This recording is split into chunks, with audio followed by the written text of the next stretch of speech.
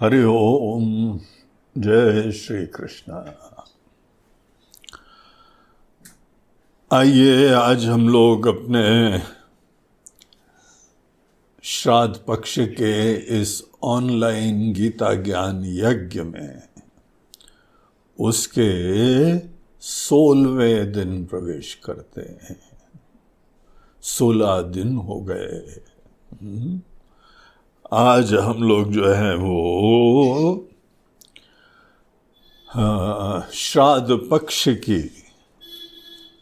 आज अश्विन मास की इस कृष्ण पक्ष जो कि श्राद्ध पक्ष होता है, श्राद्ध पक्ष की 7वीं तिथि में पहुंच गए हैं। श्राद्ध पक्ष भी आधा हो गया और अनेकानेक भक्त लोग, धर्मनिष्ठ लोग, धर्म प्रेमी लोग अपने स्वजनों की इसी कार्यक्रम के निमित्त से आहुतियां दे रहे हैं, श्रद्धांजलि दे रहे हैं। और हम लोग यहाँ पे इसी प्रक्रिया में गीता का अद्भुत महत्वपूर्ण 18वां अध्याय, मोक्ष संन्यास योग नामक अध्याय, उसका हम लोग यहाँ पे चिंतन कर रहे हैं। और जो प्रसंग यहाँ चल रहा था वो यही चल रहा था कि देखिए, आप कर्म के क्षेत्र में अगर आपको आध्यात्मिक विकास करना है, जगना है, परमानंद की प्राप्ति करनी है, मुक्त हो जाना है, और केवल मुक्ति ही नहीं, यहाँ भगवान दुनिया में जो जो अनेकानेक संभावित अभ्युदय की संभावनाएं हैं उसको भी पूरा करना है। हम लोग के मनीषी लोग जीवन के चारों पुरुषार्थ की सिद्धि के लिए एक पैकेज देते हैं। आपकी जो है आर्थिक संपन्नता हो, आपकी मनोकामनाएं पूर्ण हो, आप इज्जत से प्यार से जीना सीखें और शरीर छोड़ने से पहले अपना ज्ञान मोह सब त्याग करके परमानंद में जगे, पूर्ण होके जाएं। आपकी इनिंग्स ऐसी पूरी हो कि आप यहां परिपूर्ण हो के ही दुनिया से जाएं। ऐसा एक होलिस्टिक जीवन जीना है, समग्रता का जीवन जीना है, तो गीता पढ़ो भाई। इसलिए गीता को पढ़ो, गीता को समझो।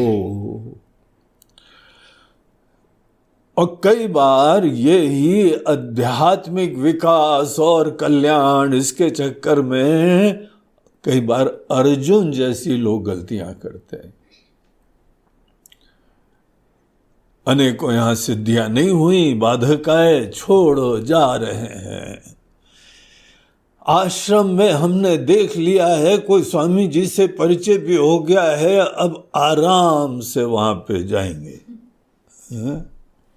आश्रम में रहेंगे। और आश्रम की क्या कल्पना है, काम वाम तो हो ही नहीं, वहां बैठ के खाएंगे और गाड़ी चलाएंगे और भजन कर लेंगे।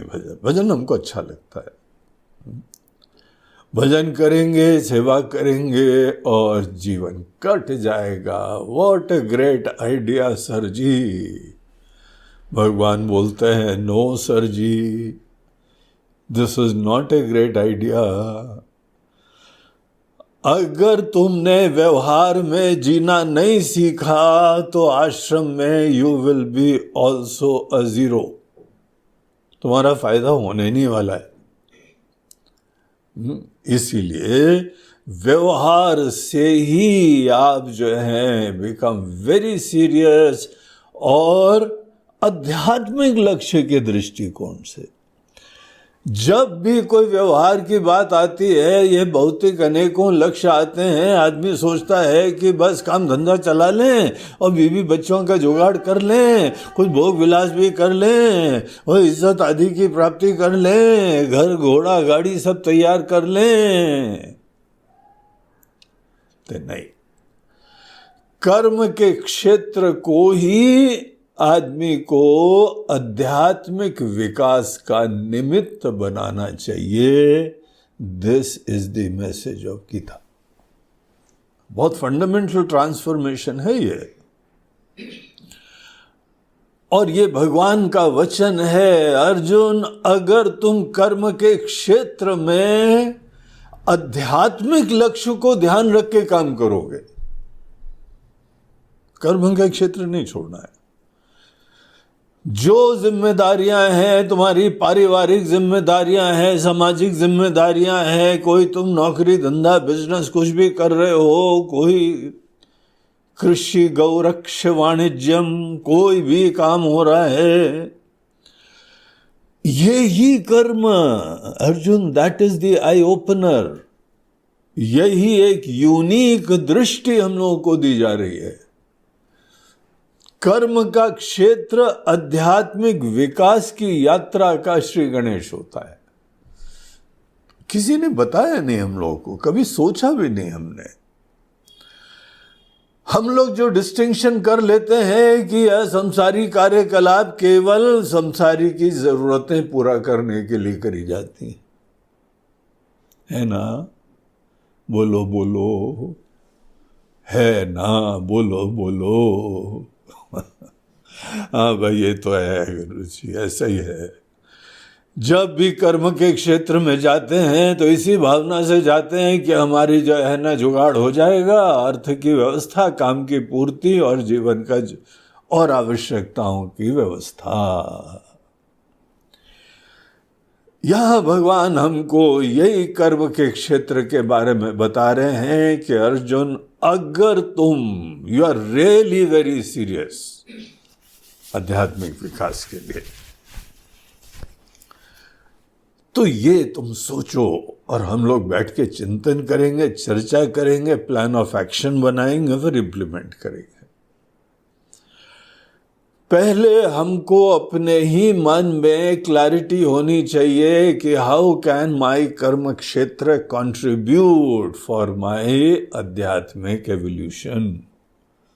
देखिए कितनी बढ़िया भाषा है आजकल की, आधी अंग्रेजी आधी हिंदी। हाउ कैन माई कर्म का क्षेत्र कंट्रीब्यूट इन आध्यात्मिक विकास।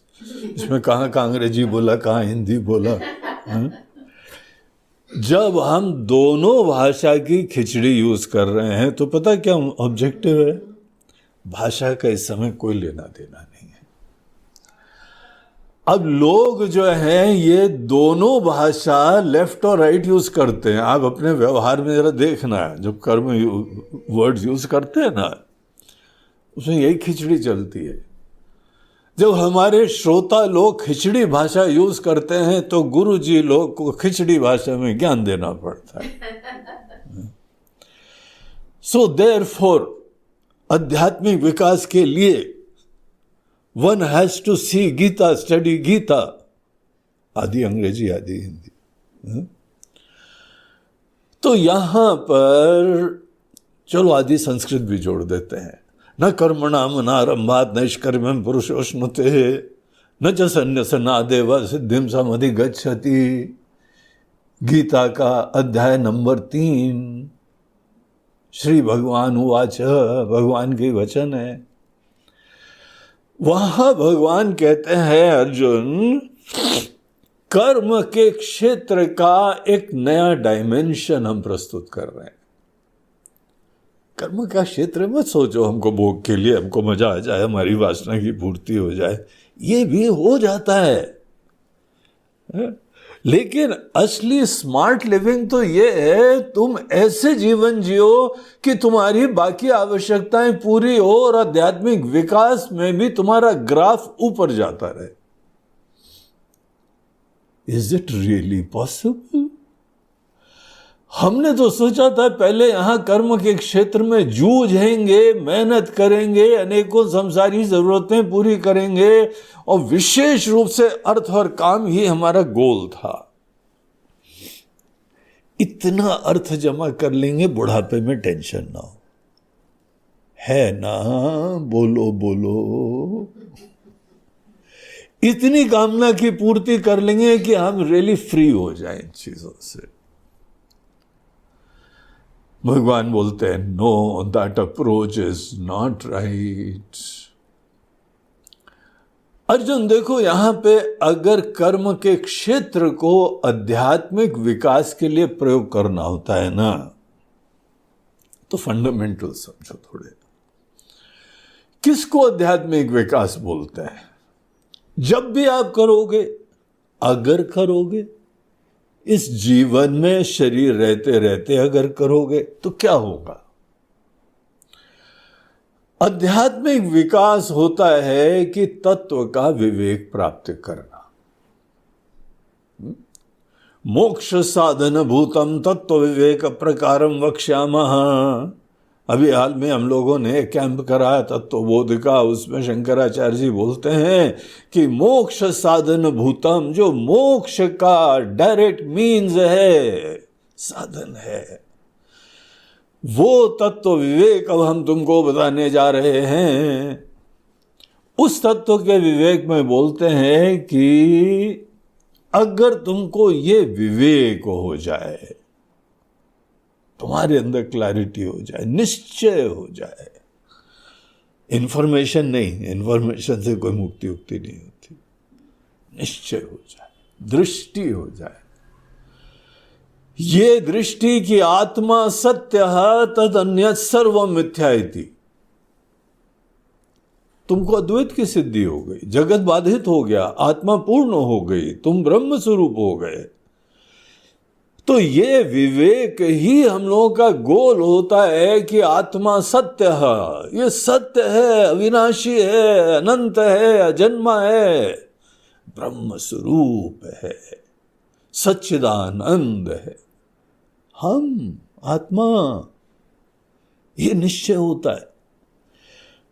और तद अन्यत् सर्वम मिथ्या इति, जो कुछ भी हमसे पृथक है, ये दुनिया है, ये दृश्य है, ये समाज है, अनेकानेक लोग हैं, रिश्ते नाते, घर बार, दुनियादारी, सब कुछ मिथ्या इति।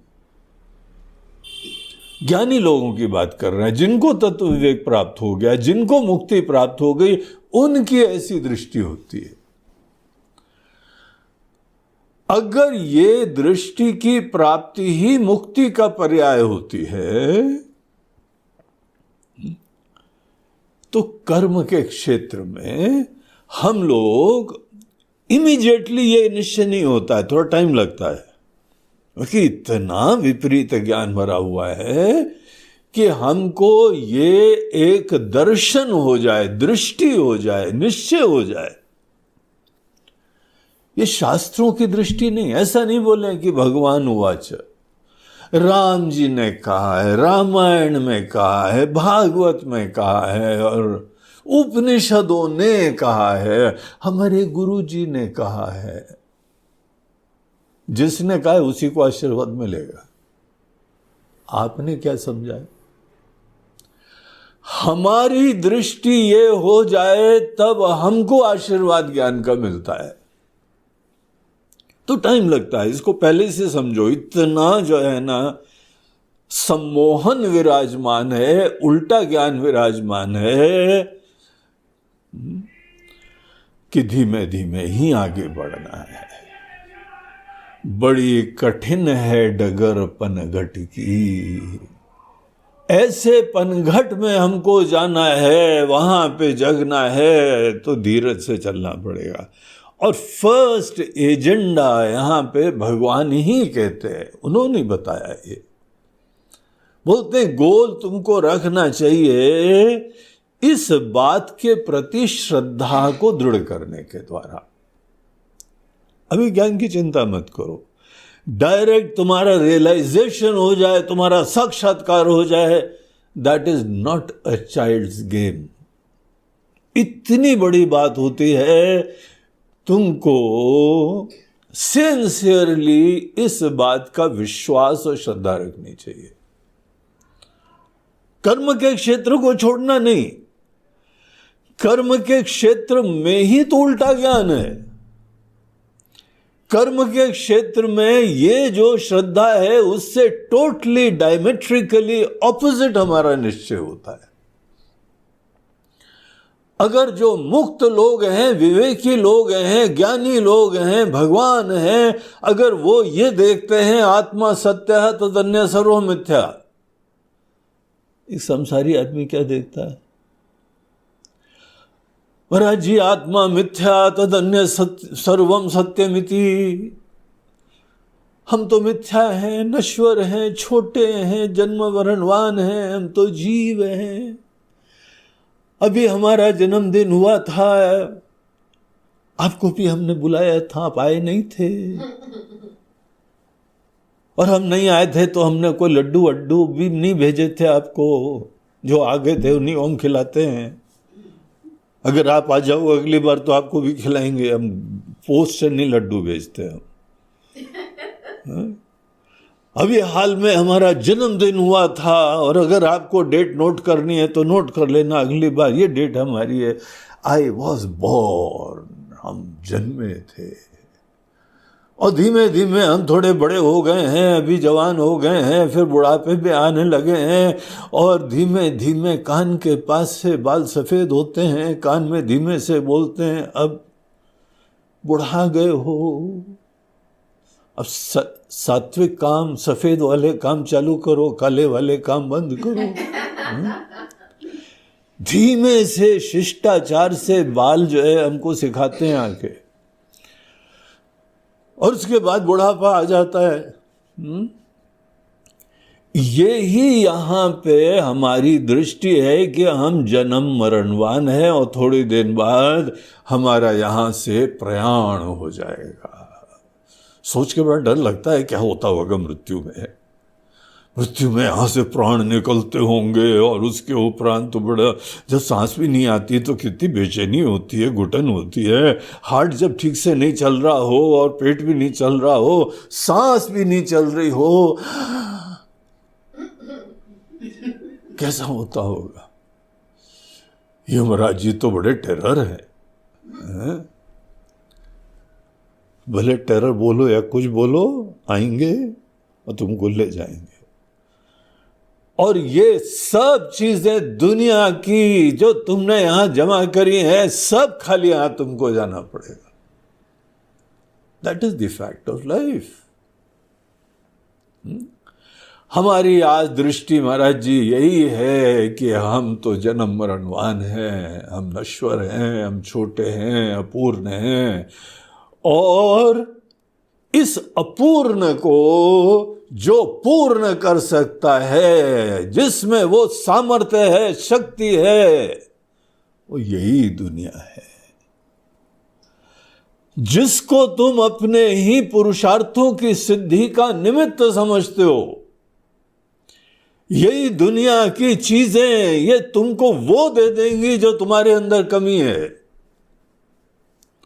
इस दृष्टि से जब भी कोई दुनिया को देखता है तो दुनिया को सत्य देखता है। तो एक आम आदमी की, संसारी व्यक्ति की क्या दृष्टि है?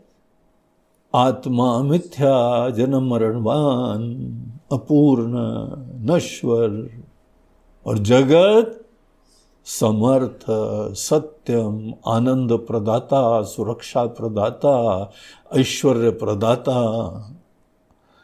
हमको यहां पे समस्त पुरुषार्थों की सिद्धि यही नश्वर परिवर्तनशील मायामय दुनिया दे देगी। Now look at the joke. जीवन भर इसी निश्चय से जीते हैं, जीवन भर यही धारणा से जीते हैं। है धारणा, कभी कोई विचार थोड़ी करा है अपने आपने। कहीं बैठ के स्कूल में, कॉलेज में कभी सोचा है कि आत्मा सही में पूर्ण है, अपूर्ण है, इसका क्या प्रामाणिक रहस्य है? कहीं स्कूल में तो बात ही नहीं आती। स्कूल में तो केवल यही बताते, ए फॉर एप्पल, और बाकी BCD सब चीजें बता देंगे, यही सब बताते। कॉलेज वॉलेज में भी काम धंधे की बातें बताते हैं।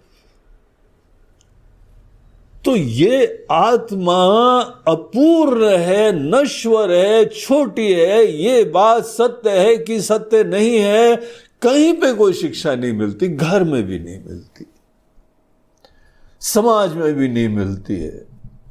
इसीलिए ये उल्टा ज्ञान हमारे अंदर जीवन भर बना रहता है कि आत्मा मिथ्या। मिथ्या उसी को बोलते हैं जो जन्म मरणवान होती है, जो छोटी होती है, नश्वर होती है, जन्म मरणवान होती है। एक आम इंसान के मन के अंदर जो दर्शन होता है, जो दृष्टि होती है, जो निश्चय होता है, जो श्रद्धा होती है, वो यही होती है कि हम तो छोटे हैं और ये दुनिया ही सत्य है। तो ऐसे लोग सदैव अपेक्षा से जिएंगे, स्वार्थ की पूर्ति की दृष्टि से जिएंगे, अहम की संतुष्टि के लिए जिएंगे। अर्जुन, अगर कोई व्यक्ति जीवन भर day in and day out, जागृत स्वप्न दोनों अवस्थाओं में, सपने भी देखो तो बाहर से कुछ सुख आता है या दुख आता है, जागृत में भी प्लानिंग, संकल्प, निश्चय, प्रार्थना, चर्चा, तत्चिंतनम, तत्कथनम, अन्योन्यम तत्प्रबोधनम। क्या बाहर से ये मिला, बाहर से वो मिला, तुमको क्या मिला, हमको ज्यादा मिला, तुमको कम मिला, बस just look at this scene. सतत हमारे मन में जो धारणा है वो तत्व विवेकियों की धारणा से पूरी विपरीत है।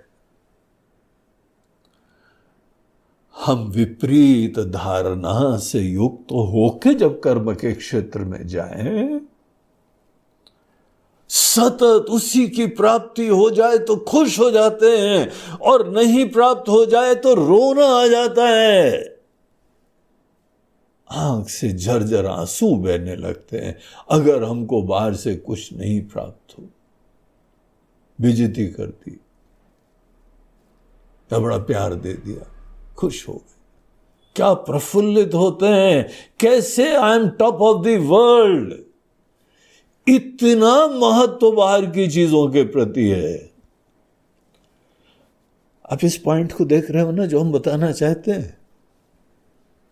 यहां उस श्रद्धा के दृष्टिकोण से देखिए, अगर आपके मन में वो ही धारणा कि आप छोटे हैं और बाहर से ही पूर्ण होंगे, अगर ये धारणा बनी हुई है, ऐसी ज्ञानियों के दृष्टिकोण से विपरीत श्रद्धा बनी हुई है, झूठी धारणा है।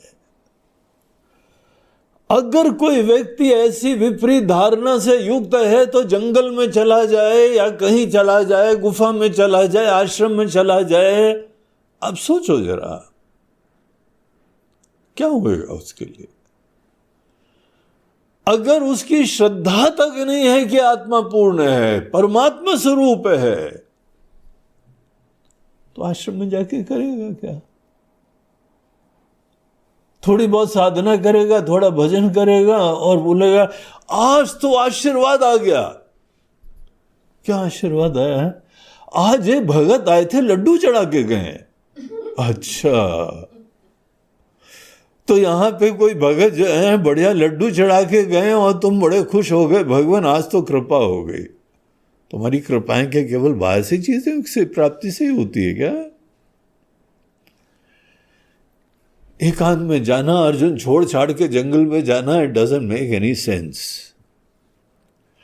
और अगर ऑन द अदर हैंड आप इसी कर्म के क्षेत्र में एक डिफरेंट एजेंडा रखें, आपका ऑब्जेक्टिव ये हो जाए कि हमारे अंदर the primary objective of my कर्म क्षेत्र, सतत हमारे मन के अंदर वो श्रद्धा दृढ़ होती जाए जिस विवेक की प्राप्ति से मनुष्य मुक्त हो जाता है। आत्मा सत्य तदन्य सर्वम मिथ्या इति। इस श्रद्धा का दृढ़ीकरण ही कर्म के क्षेत्र का जब आपका ऑब्जेक्टिव बन जाए, अब कुछ मत छोड़ो, रिश्ते नाते कर्म क्षेत्र भोग विलास कुछ मत छोड़ो। Yes, you have heard it right, भोग विलास भी मत छोड़ो। बाहर की चीजें कुछ छोड़ना नहीं छोड़ना एजेंडा ही नहीं होता है।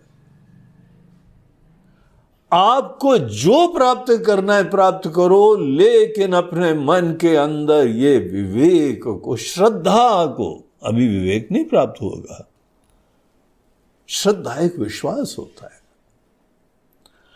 आपके अंदर ये विश्वास बना रहे कि मूल रूप से हम परमात्मा के अंश हैं,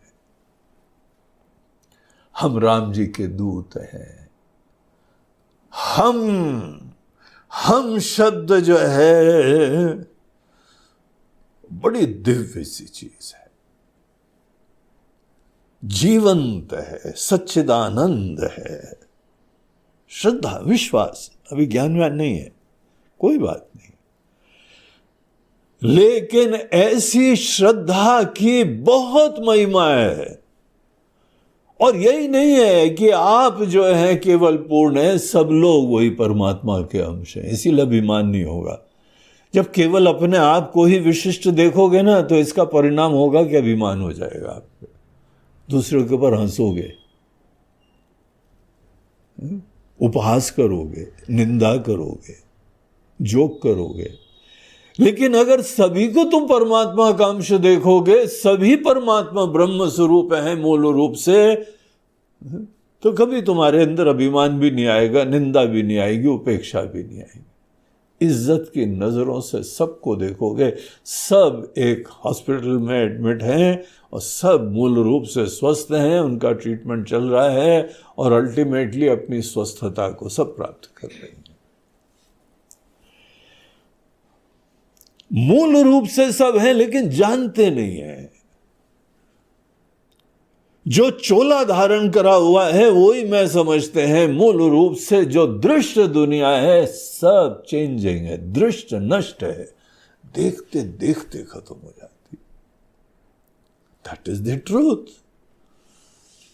आप एक सीन देखो, सूर्य उदय हो रहा है, बादल आए हुए हैं, हवा चल रही है, आकाश का रंग इंडिगो है, बड़ा दिव्य है, बड़ा यूनिक ब्लू है। अब कैमरा लाने जाते हैं, उतनी देर में जो है रंग भी बदल जाता है। This is the world. लोग जिसके ऊपर भरोसा करा, उसके मन में कैसी भावना, दृष्टि सब चेंज हो जाती है, रिश्ते बदल जाते हैं। इसमें कोई दुख की बात नहीं है। This is the nature of the world. हमको क्या इस चीज की अवेयरनेस है कि जो कुछ भी यहां पर है सब बदलने वाला है और हम परमात्मा के अंश हैं। अर्जुन, इस बात की श्रद्धा की दृढ़ता जब किसी व्यक्ति का कर्म के क्षेत्र में एजेंडा बन जाता है, यही आपका ऑब्जेक्टिव हो जाता है, ऐसे व्यक्ति कर्म के क्षेत्र को मोक्ष के लिए, मुक्ति के लिए, आध्यात्मिक विकास के लिए वो इसका प्रयोग करना चालू करते हैं। तो देखो फंडामेंटल ऑब्जेक्टिव्स क्या हैं, ये अनेकों डिटेल्स हम बता रहे हैं ना, सात्विक, सात्विक, राजसी, तामसी, हर लेवल के ऊपर। इसके पीछे ऑब्जेक्टिव ये है कि हम थॉटफुल रहें, विचारशील रहें, कॉन्शियस रहें, सजग रहें, और ऐसी दृष्टि, ऐसी श्रद्धा वो अपने अंदर बना के सेवा भाव से जिए। ईश्वर का अस्तित्व ध्यान रखें, उनके ही हम निमित्त हैं। उन्होंने इतनी बढ़िया दुनिया बनाई, उन्होंने हमको बनाया, उन्होंने हमारी प्रकृति बनाई। हमसे यहाँ पे कोई ना कोई उनको जो है सेवा करवानी है। कोई परिवार दें, कोई दुनिया दें, कोई कर्म दें, व्हाट डज इट मैटर। हमको अगर लंका भी भेजना है तो ये हनुमान जी की तरह से सहर्ष स्वीकार करो। सौभाग्य की बात यह है कि भगवान हमको किसी काम के लिए निमित्त समझ रहे हैं, और जितना बड़ा चैलेंज हो उतना भरोसा भगवान हम पे कर रहे हैं। जब आपके जीवन में चुनौतियां बहुत बड़ी आती हैं तो आप डर जाते हो क्या? घबरा जाते हो? जंगल में जाके आश्रम ढूंढ के जाने का इरादा करने लगते हो? या इसको इस दृष्टि से देखते हो कि हमको भगवान ने चुनौतियां दी हैं, जो इतना डिफिकल्ट काम है हमको दिया गया है। हमको डिफिकल्ट काम तभी तो दिया जाएगा जब हम उनकी बुक्स में ज्यादा ही प्रॉब्लम मैनेजर हैं। जो ज्यादा अच्छा प्रॉब्लम मैनेजर है ना, उसको बुलाया जाता है, इधर आओ, तुम्हारे लिए एक काम है। एक ऐसा पेशेंट है जिसको कोई नहीं देख पाया, इसीलिए वो पेशेंट हम तुमको दे रहे हैं। भगवान क्यों नाक कटा रहे हो हमारी? हमको पता है तुम्हारी नाकवा कटती नहीं है, तुम अपने नाक के लिए जीते ही नहीं हो। तुम तो चुनौतियों को स्वीकार करके दिलो जान लगाने वाले व्यक्ति हो। तुमको तो यहां पे बेस्ट पॉसिबल अभिव्यक्ति करने का ही प्रेरणा होती है। क्रिएटिव, इंटेलिजेंट रिस्पॉन्सेज हर परिस्थिति में करने का तुमको आनंद आता है। तुमको फलवल की चिंता नहीं होती। तुम जानते हो कि अच्छे कर्म से अच्छे फल आएंगे ही आएंगे, तो व्हाई नॉट फोकस ऑन कर्म। अर्जुन, ऐसे जो लोग होते हैं जो इस श्रद्धा को सतत दृढ़ करते जाते हैं कि हो ना हो हमारे अंदर खजाना विराजमान है। हम तो पद्मनाभ मंदिर जैसे हैं। पद्मनाभ मंदिर पता है? उसकी जो है नींव के नीचे अक्षय खजाना है। इतना खजाना है कि हमारे रिजर्व बैंक के पास भी पता नहीं है कि नहीं है उतना। एक मंदिर का हाल ये है, और सोमनाथ मंदिर का भी यही हाल था। इसीलिए तो मोहम्मद गजनी को 21 बार आके वहां पे अपने गधे और घोड़ों को लाद के ले जाना पड़ा। इतना संपत्ति थी। और ये पद्मनाभ मंदिर की बात और हम सोमनाथ की बात नहीं कर रहे हैं, ये आपकी बात कर रहे हैं, हमारी बात कर रहे हैं। हमारे अंदर इतना बड़ा खजाना है। 15वें अध्याय में भगवान बोलते हैं ऊर्ध्व मूलम अधः शाखम। मूल ऊर्ध्व है, मूल महान है, और शाखाएं तो अधा, निकृष्ट है, नश्वर है, मिथ्या है, परिवर्तनशील है, देखते देखते खत्म हो जाने वाली चीजें हैं। इस बात पे श्रद्धा रखो। श्रुति, युक्ति, अनुभूति से ये बात को प्रमाणित करे जा रहा है। तो इस प्रकार से क्या हम लोग अपना कर्म का क्षेत्र मात्र अपनी ईगो फुलफिलमेंट और सेल्फ अपीजमेंट के लिए प्रयोग करें, या कोई भी परिस्थिति हो भगवान के निमित्त बन के गरिमा से हम वो कार्य संपन्न करें? परिवार का कल्याण करना है, भगवान के निमित्त बन के कल्याण करना। बाल बच्चों की व्यवस्था प्रजनन, उत्पत्ति, संचालन सब भगवान के निमित्त बन के कार्य संचालित करो। क्लास से, स्टैंडर्ड से, गरिमा से, हर चीज, कोई भी कार्य हो।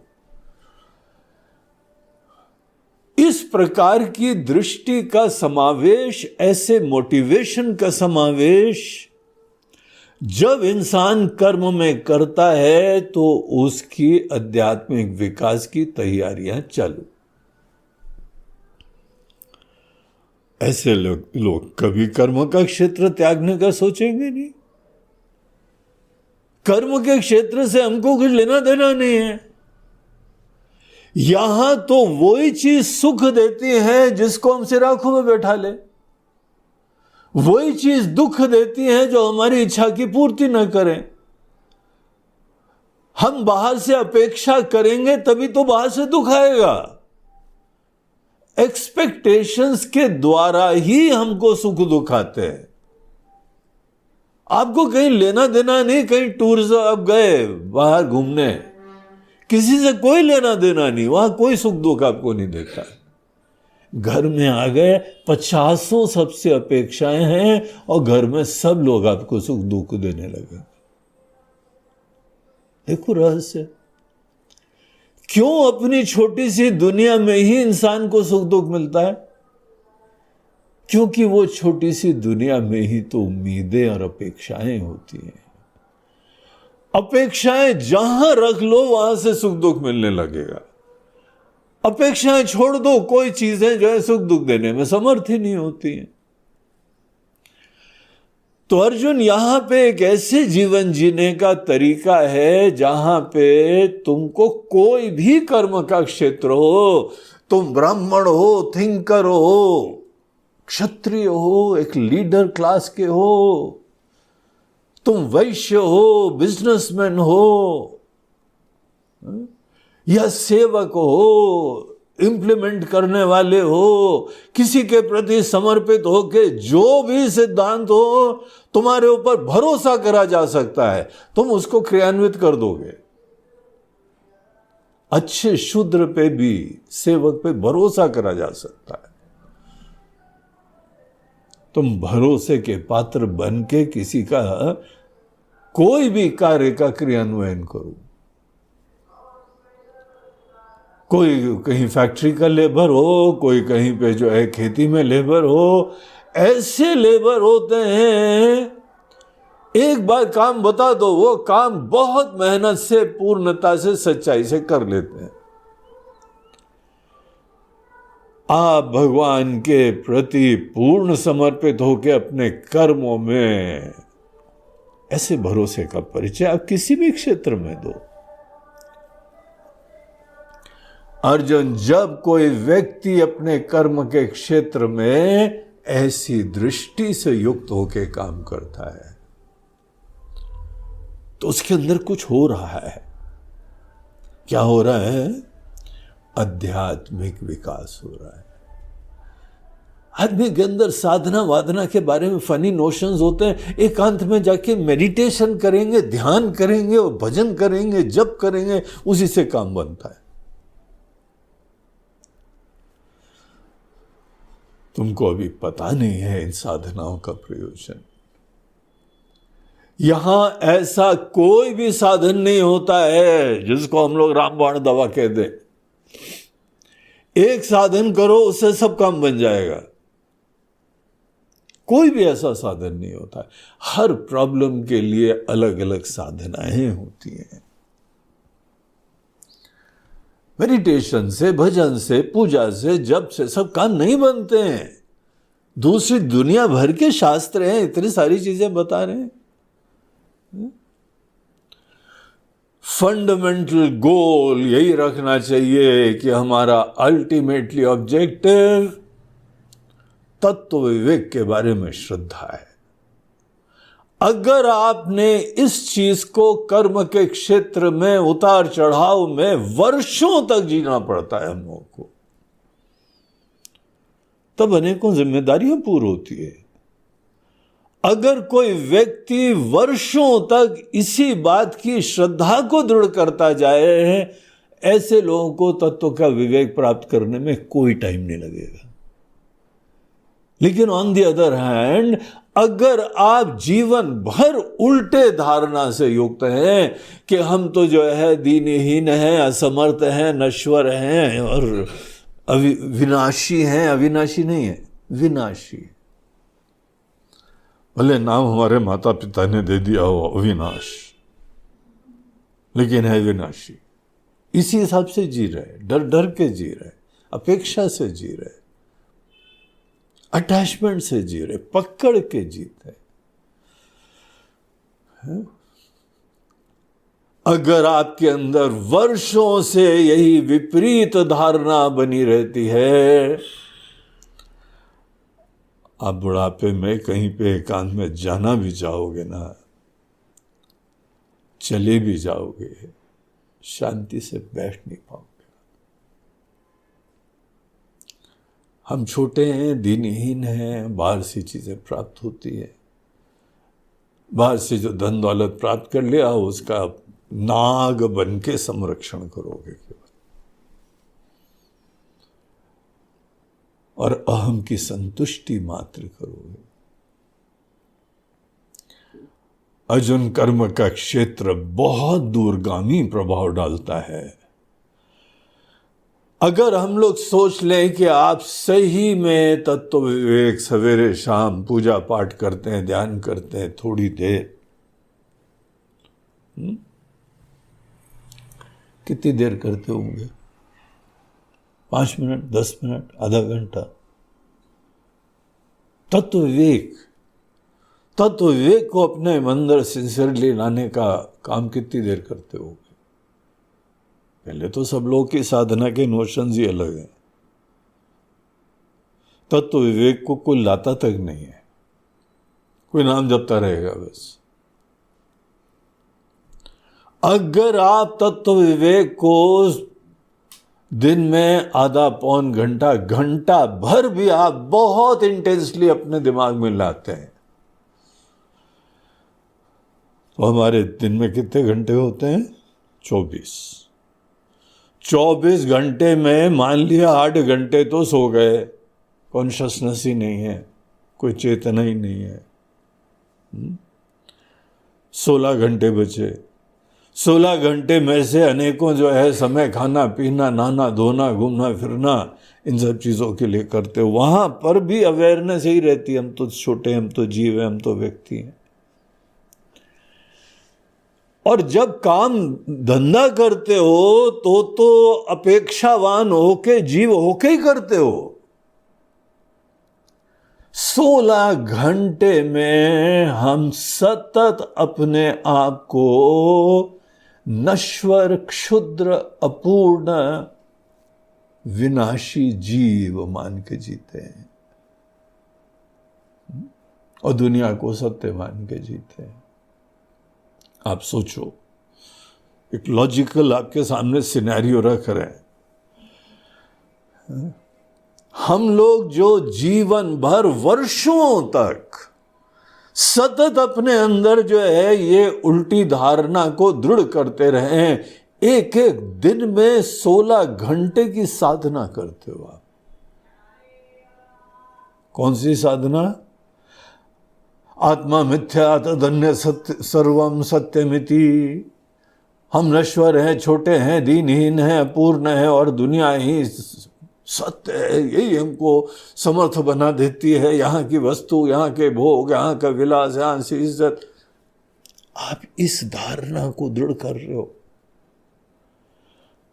तो एक तराजू में तोलो। 16 घंटे की साधना, आत्मा नश्वर है, छोटी है और दुनिया सत्य है, और 1 घंटे की साधना कि अहम ब्रह्मास्मि चिदानंद रूप शिवोहम शिवोहम, मनोबुद्ध चित्तान अहंकार नाहम, चिदानंद रूप शिवोहम शिव। ठीक है, यू आर सिंसियर, लेकिन किस चीज का फल मिलेगा? 16 घंटे उल्टा ज्ञान, 1 घंटे सही ज्ञान, आपका प्लेन टेक ऑफ करेगा कभी? Arjun, this is a practical issue. कोई गुरु, कोई भगवान भी आपको आशीर्वाद देना चाहे तो ऐसे व्यक्ति के मन के अंदर वो सेल्फ इंपोज्ड हिप्नोसिस क्रिएट करता है, खुद ही सेल्फ इन्फ्लिक्टेड सम्मोहन क्रिएट होता है। उल्टा ज्ञान आप सतत अपने अंदर उत्पन्न कर रहे हो, और थोड़ी देर के लिए आप ध्यान करते हो, भजन करते हो, चिंतन करते हो, अध्ययन करते हो।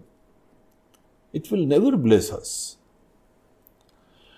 तो अर्जुन, ये बात को समझते हुए कर्म के क्षेत्र को बगैर छोड़े हुए हमारी श्रद्धा के विवेक जनित श्रद्धा, प्रामाणिक श्रद्धा, प्रामाणिक विवेक की श्रद्धा के ही दृढ़ीकरण को अगर तुम एजेंडा बना लेते हो, काम यही करना, आप देखेंगे कि काम भी अच्छे होते हैं। आप किसी फील्ड के प्रोफेशनल होंगे, आप ज्यादा दक्ष काम करेंगे, क्रिएटिव काम करेंगे, इंटेलिजेंट काम करेंगे। और जब भी कोई व्यक्ति कर्म के क्षेत्र में दक्षता रखता है, भावना रखता है, बुद्धिमत्ता रखता है, उसका उत्कर्ष होगा। फल तो डायरेक्टली कोई भी व्यक्ति कर्म से ही प्राप्त करता है। कर्म अच्छे होंगे तो फल अच्छे आते जाएंगे। और सोने में सुहागा ये रहेगा अगर इस विवेक को हम सतत दृढ़ करते जाते हैं तो आप आध्यात्मिक विकास के लिए तैयार हो रहे हैं। Let's look at that। अन्यथा जो व्यक्ति जीवन भर यही जीता आया है कि बाहर से ही सत्य है, मैंने ये कर लिया, मैंने वो कर लिया, मैंने ये झंडे गाड़े जहां मैंने वो झंडे गाड़े, और अब हमारा महत्व दो, हमको इज्जत दो, हमको पेंशन दो, हमको आराम दो, हमको जो है ग्रेच्युटी दो, दो दो दो दो दो, ये हमको दो, ये हमको दो। कैसा दीनहीन व्यक्ति है, अपेक्षावान व्यक्ति है। तुम कोई साधना करोगे ना, it will be a failure. You will die a very grieving man और अ वुमन। इस प्रकार से ही तुम्हारी दुर्गति होगी, और जंगल वंगल में जाना, आश्रम में जाना, कुछ फर्क नहीं पड़ेगा। अर्जुन, यही ऑब्जेक्टिव हम लोग कर्म के क्षेत्र में इंप्लीमेंट करते हैं। अब जब हमको ऐसे ऑब्जेक्टिव सिद्ध करने होते हैं तो पता क्या सोचना पड़ता है? ऐसा कोई काम शुरुआत में जिस चीज के लिए इंसान को प्रेम हो, अंतः प्रेरणा हो, खुशी हो, रुचि हो, कोई भी चीज हो, फील्ड डजंट मैटर, किस चीज के लिए हो वो डजंट मैटर, तुम्हारे दिल से वो काम करने की तुमको रुचि होनी चाहिए। और रुचि जब होती है, प्रेम होता है जब किसी कर्म में, तो तुम सोचना उस समय कर्म व्यापार नहीं बनता है, वो किसी चीज की प्राप्ति के लिए निमित्त नहीं बनता है। कर्म ही इंजॉयमेंट होता है, निष्काम हो जाता है इंसान। निष्काम होके कर्म के क्षेत्र में हम लोग भगवान के निमित्त बन के समग्रता से जीने में समर्थ होते हैं। अर्जुन, इसलिए स्वधर्म की चर्चा इंपॉर्टेंट है। स्वधर्म एक वो प्रोसेस है जहां हम आइडेंटिफाई करना चाहते हैं इस बच्चे के लिए, इस व्यक्ति के लिए कौन सी ऐसी चीज है जहां पे वो अपने अंदर बर्डन न रखे, चिंता न रखे, रिलैक्स होके दिलो जान से जी पाए। A humble beginning, शुरुआत तुम किसी एक कर्म से करो और एक चीज में आनंद आने लगेगा ना, भगवान को अर्पण करोगे, अर्पण का आनंद आएगा। किसी से प्रेम करो, किसी के लिए जीना चालू करो। अगर किसी के लिए जीना चालू करते हो ना, उसका एक सात्विक आनंद आता है। तुम्हारी वासना की पूर्ति का भी एक आनंद आता है। आलसी होके पड़े रहने का भी एक आनंद आता है। लेकिन किसी के लिए प्यार से जीने का भी आनंद आता है ना।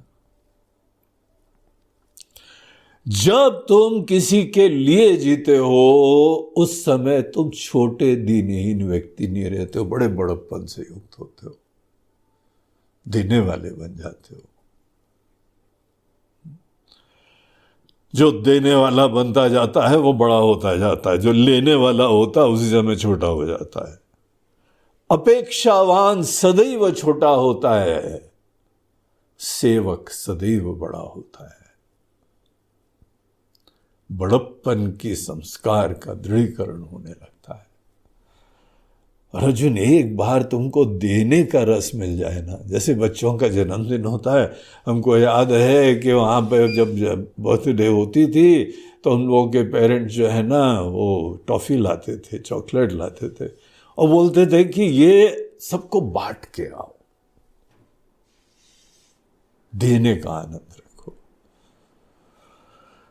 और जिन लोगों के अंदर तुम्हारे प्रति बुद्धि नहीं ना, उनको दो दो दे देना टॉफ़ी। जो अच्छे हों, जो प्रिय हों, उनको दो नहीं, उनको तो एक देने से भी चल जाता है, बाकी को ज्यादा देना। अगर आप बचपन से ही सबको देने का आनंद उसको टेस्ट करवा देंगे ना, वो जीवन भर देने का आनंद लगता रहेगा। उसको पता है बड़े होके जीना, सबकी सेवा करके जीना क्या होता है। एक स्वामी जी थे, उनके आश्रम में हमको जाना हुआ। बहुत बीमार थे, उठ के जब चलना भी मुश्किल होता था। हम लोग गए तो बहुत प्रसन्न हो गए। उन दिनों हम लोग ब्रह्मचारी थे, तो जो स्टूडेंट्स होते थे, ब्रह्मचारी होते थे, आत्मज्ञान पढ़ने वाले होते थे, उनको देख के वो बहुत खुश होते थे। तो उन्होंने बोला कि वाह, बहुत अच्छा हुआ। और पहले तो बहुत बढ़िया बढ़िया चीज़ें बताई उन्होंने। फिर बोला यहाँ से प्रसाद लेके जाना। हम बोला, अरे महाराज जी, आपने इतना ज्ञान का प्रसाद दे दिया है। बोलते हाँ, नहीं वो भी ले लो, अच्छी बात है, लेकिन भोजन भी करके जाना है, हमारी आज्ञा है। ठीक है, आपकी आज्ञा है, आपकी आज्ञा शिरोधार्य है, सिर आँखों पे, हम लोग जरूर लेके जाएंगे। तो वहाँ पंगत लगी थी, हम लोग बैठे हुए थे, तो दो लोग महाराज जी को पकड़ के लाए, धीमे धीमे चल के आए। और हम लोग जहाँ पे खाना खा रहे थे ना, प्रसाद ले रहे थे, वो अपने हाथ से परसने लगे हम लोग को। बड़ा संकोच लगे कि महाराज जी की तबीयत भी ठीक नहीं है, और खिलाने के लिए वो उठ के आए। दो लोग पकड़ के लाए और हाथ से वहां पे परस रहे। तो उनको प्रणाम करके हमने बोला, महाराज जी आप विश्राम करो ना, आप बैठो, आपकी आज्ञा देखिए हमने पालन करा, लेके जाएंगे। बोलते कैसी बनी है सब्जी, पूड़ी, हलवा। हेलो महाराज जी, जब प्रसाद बुद्धि आ जाए तो सभी अच्छा लगता है। आपका स्नेह है, आपके स्नेह की चाशनी में ये डूब रही हैं चीजें, तो आनंद ही आनंद है, बहुत अच्छा है। बोलते हैं अच्छा फिर एक और खाओ। एक और पूड़ी रख दी।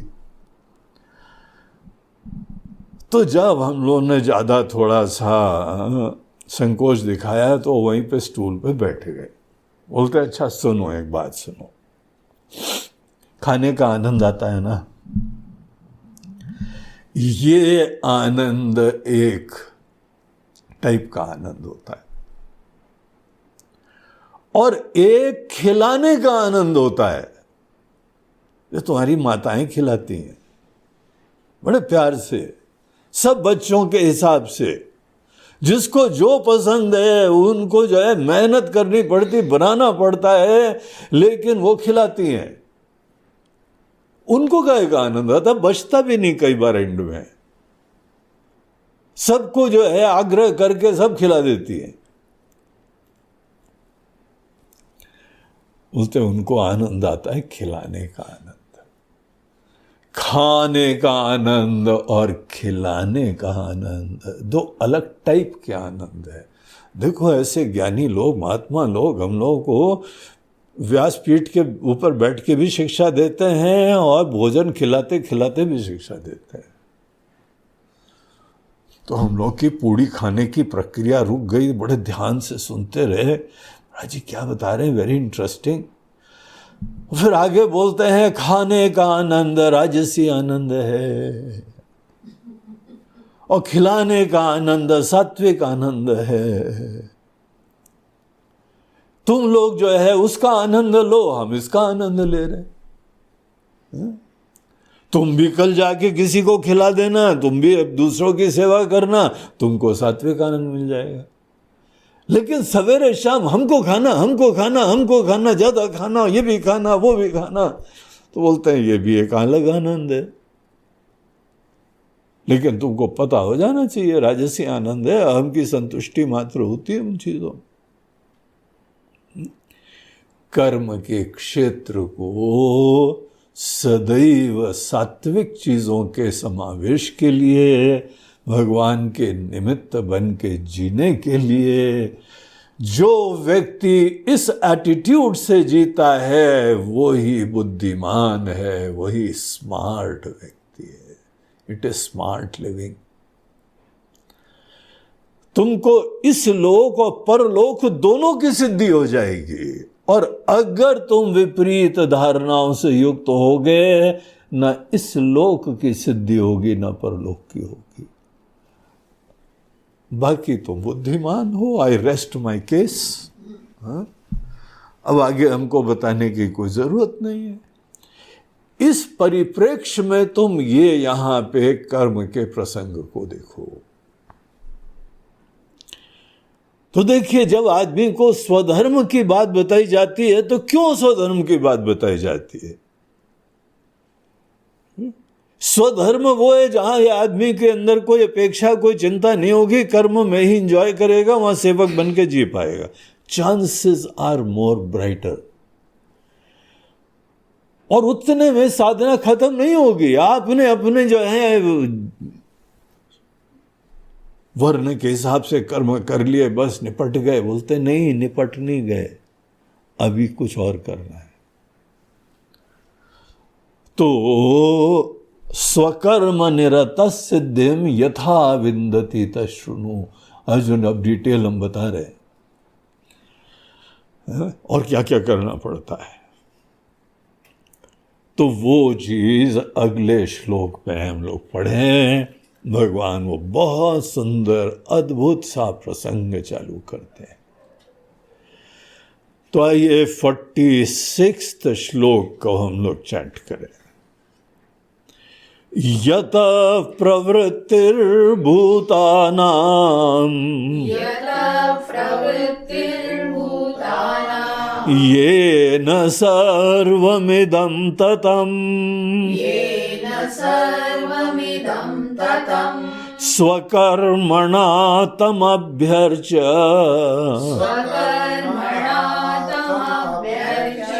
सिद्धिं विन्दति मानवः।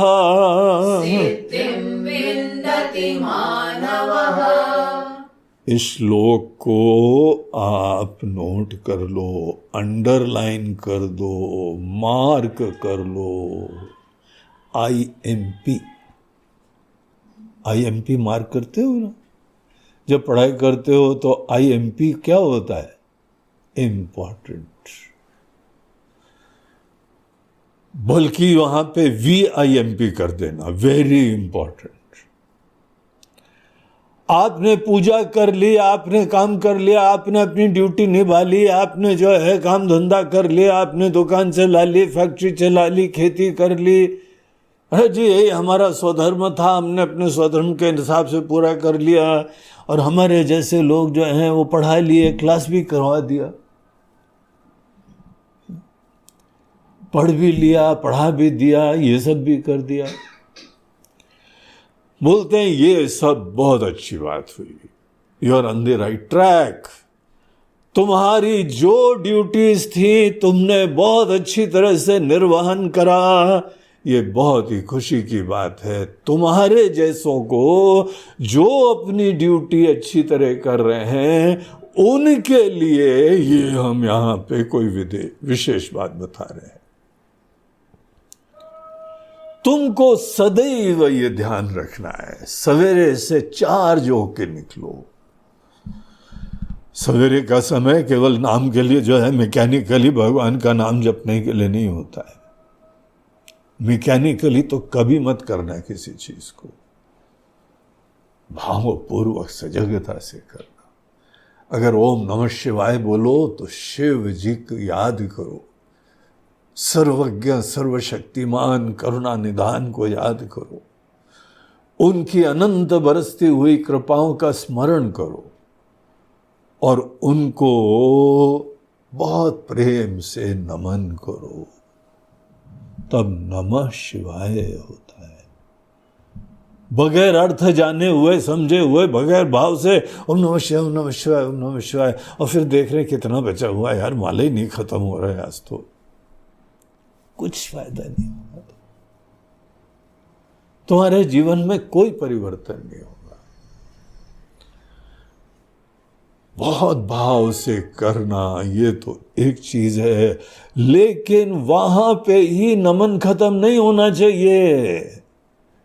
ये अनुष्ठान नहीं है कि करके निपटा दिया, और कोई गलती वलती करी पाप करा उसके उपरांत ज्यादा जप कर डाले, कोई फायदा नहीं होगा। अर्थ के साथ भाव के साथ करना चालू करोगे तो फायदा होगा। और उसके बाद एक और संकल्प करना है कि हमारा जप, हमारा नमन प्रभु यहां पे जप की माला की समाप्ति से समाप्त नहीं हो रहा है। हम इसी भाव से कि आपको नमन कर रहे हैं, धन्यता से, कृतज्ञता से, आपकी अवेयरनेस रखते हुए आपके चरणों में हम आहुति दे रहे हैं, प्रणाम कर रहे हैं। भगवान व्यवहार में सदैव हर कर्मों में हम उसी एटीट्यूड का समावेश करें, ये हमारी प्रार्थना है। सिंसियरली विश दैट, कर सको तो करो, नहीं कर सको तो प्रार्थना करो। और अगर तुम खुद चाहोगे, भगवान से भी मदद मांगोगे, तब जाके कोई व्यवहार में परिवर्तन होगा, अन्यथा नहीं होगा परिवर्तन। तुम खुद देख लेना। वैसे जड़ बुद्धि बन के जीते रहोगे और थोड़े दिन बाद तुम्हारे जीवन की इनिंग्स खत्म हो जाएगी। It has to be a very very serious endeavour. तुम शुरुआत में अच्छे काम करो, थोड़ी देर के लिए करो, ये अच्छी बात है, लेकिन जो तुम काम करो काम अच्छे हो।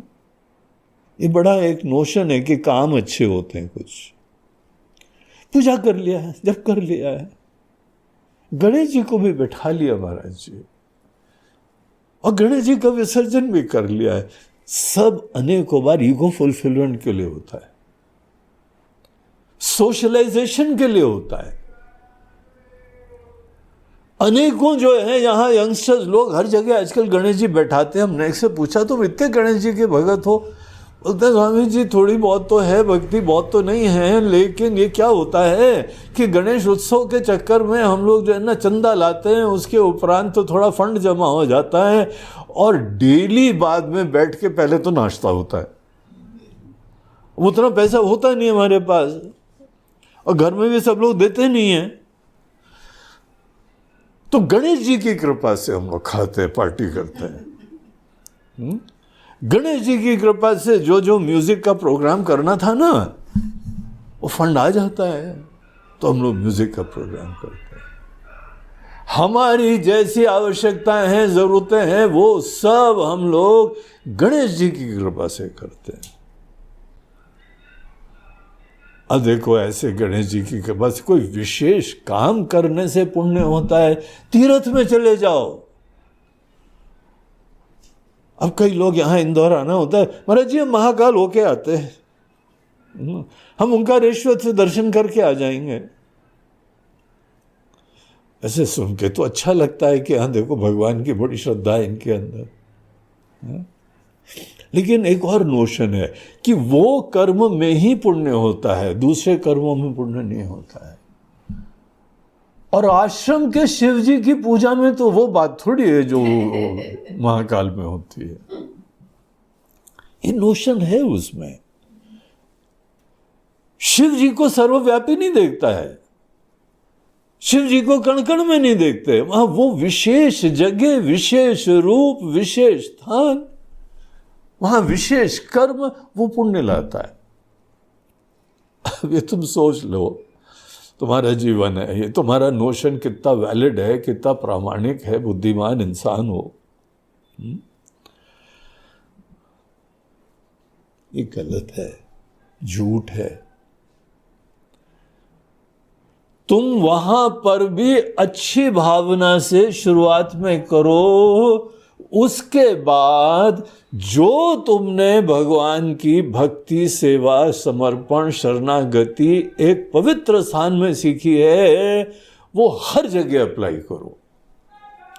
प्रत्येक कर्म को यज्ञ बनाओ, प्रत्येक कर्म को शिव जी की पूजा बनाओ। शिव जी के बारे में तुम्हारे मन में भक्ति है, ये बात स्पष्ट हो गई। लेकिन हमको चिंता होती है, वहीं पे भक्ति होती, बाकी जगह भक्ति क्यों नहीं होती तुम्हारे अंदर? तुमको भागे भागे वहीं क्यों जाना होता है? शिव जी खुद बोलते हैं हम कण कण में हैं, हम नहीं बोल रहे हैं, शिव जी बोल रहे हैं। परमात्मा ब्रह्म खुद उपनिषदों में बोल रहे हैं, ईशावास्यमिदं सर्वम यत् किंच जगत्याम जगत। तो भी तुमको वही दिखाई पड़ते हैं, दूसरे के नहीं दिखाई पड़ते हैं। तुमको ही अपना विचार, अपनी दृष्टि पे विचार करना है।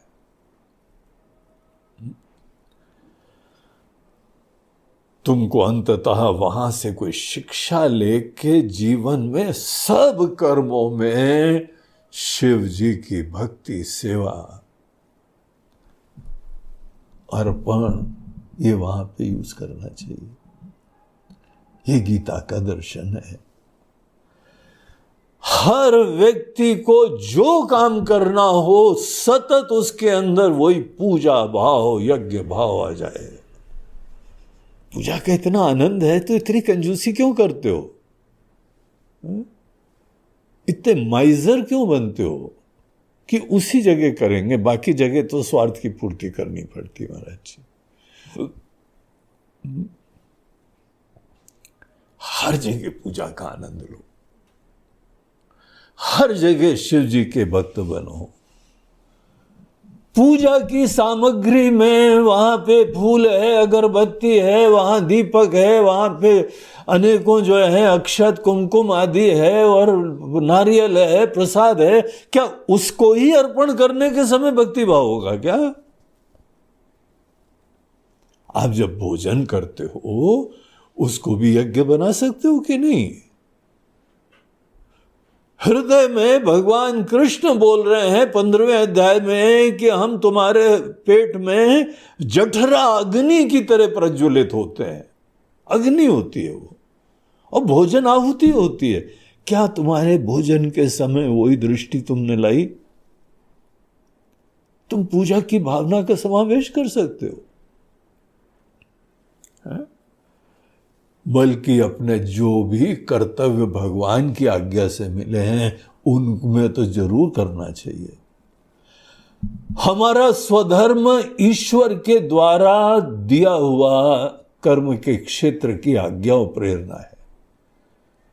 जब भगवान ने हमको कोई कर्म का क्षेत्र दिया है, हमारे गुरुदेव ने हमको कोई काम दिया है, उसमें तो आपको कम से कम समावेश करना चाहिए ना। वही एटीट्यूड जो आप पूजा में करते हो, उसी भाव से आपको कर्म करना चाहिए।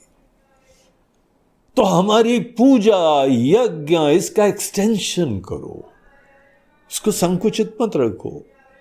फिर तुम पढ़े लिखे इंसान नहीं हो, तुमने गीता नहीं पढ़ी है, फोकट की केवल श्रद्धा, बेसलेस झूठी श्रद्धा रख के काम कर रहे।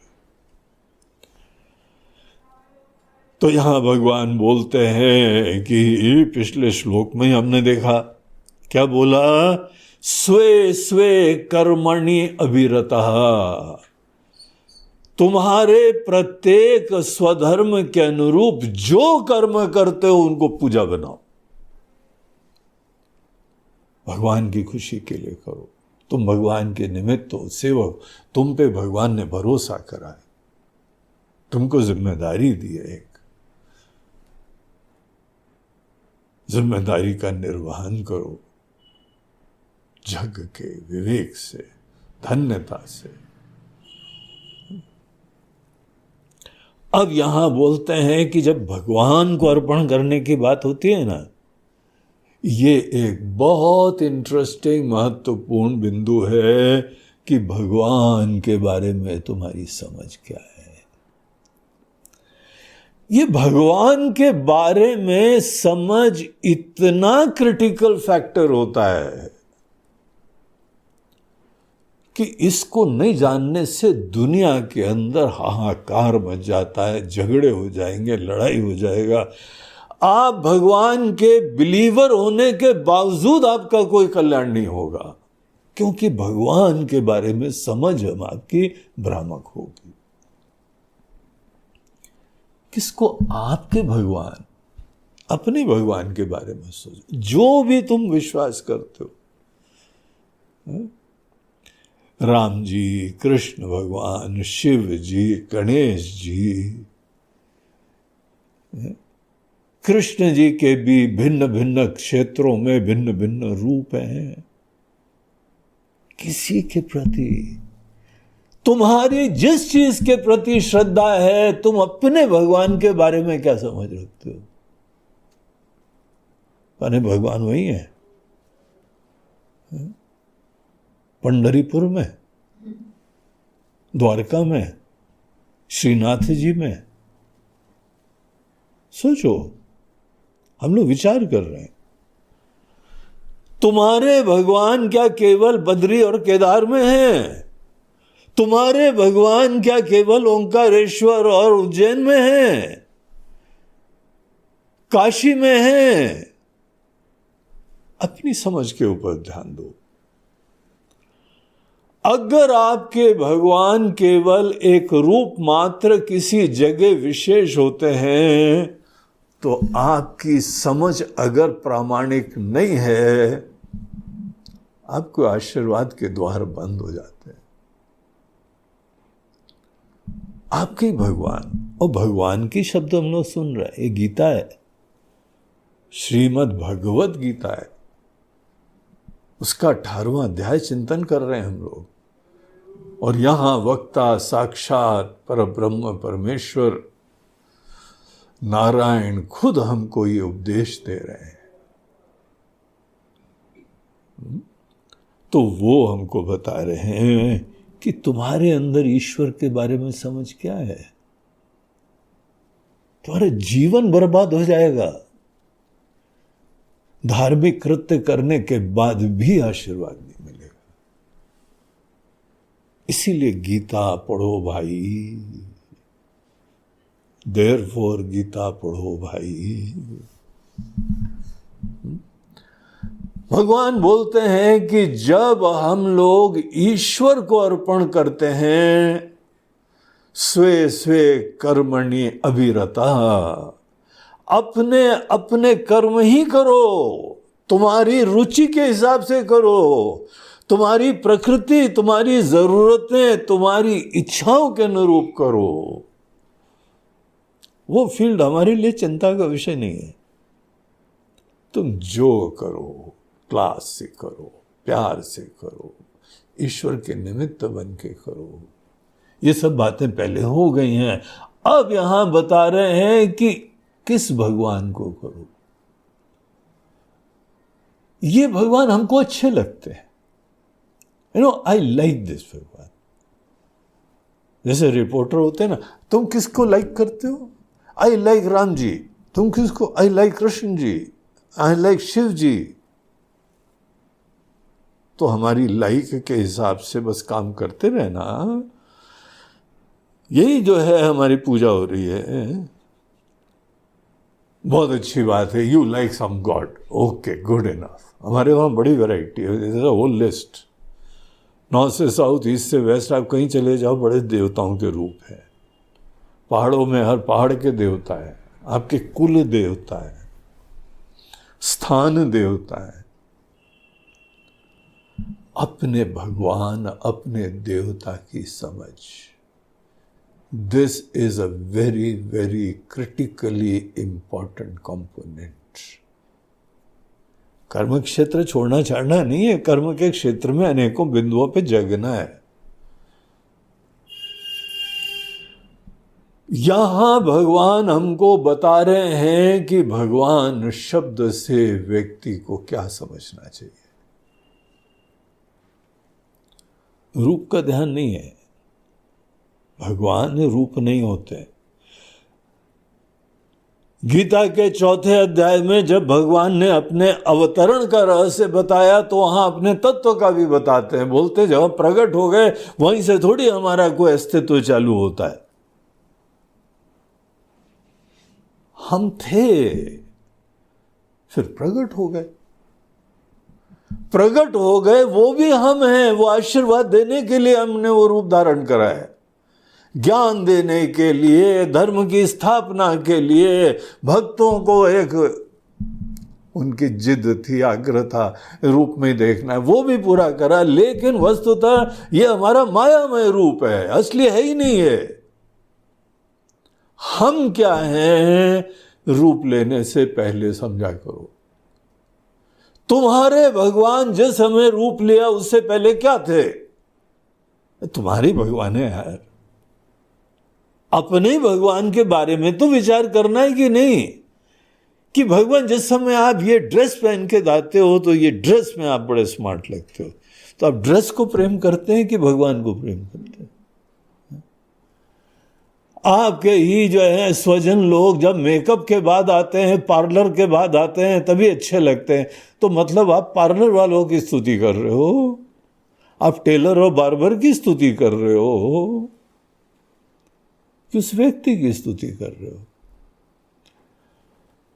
आप जिस समय यहां पे उज्जैन में बैठते हैं तभी आप महान होते हैं, इंदौर में बैठते हैं तो महान नहीं होते।